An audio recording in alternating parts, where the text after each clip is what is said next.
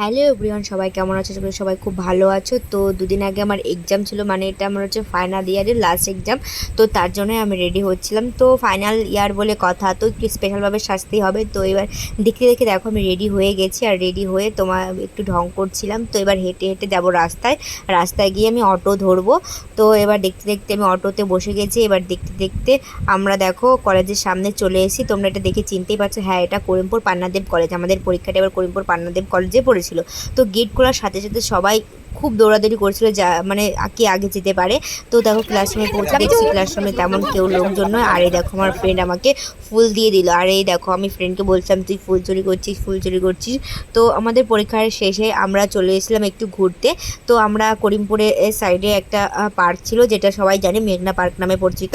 তো এই পার্কে আমরা একটু ঘুরতে গিয়েছিলাম। তো ঘোরার পরে আমরা একটু রিলস টিল শ্যুট করে তো আমি ডাইরেক্ট চলে গিয়েছিলাম নাজিরপুর। কারণ নাজিরপুরে বিরিয়ানির দোকান নেই। তো ইউরিকা রেস্টুরেন্টের বিরিয়ানি মানে হচ্ছে এই দোকানের বিরিয়ানিটা আমার কাছে পার্সোনালি খুবই ভালো লাগে। তো অন্য যে কোনো দোকান হোক না কেন, এই বিরিয়ানির দোকানটাই আমার বিরিয়ানিটা একটু বেশি ভালো লাগে। তো বিরিয়ানিটারই খেয়ে দেখছিলাম কেমন হয়েছে। হ্যাঁ ভালো হয়েছে, ভালোই ছিল। তো আমি কিন্তু আগে ফুল প্লেট বিরিয়ানি খেতে পারতাম না, কিন্তু এখন খেতে পারি। তো খাওয়া দাওয়া শেষের পর এই দেখো আমি ফাইনালি বাড়ি চলে এসেছি। বাড়ি আসতে অনেকটা লেট হয়ে গেছে। তো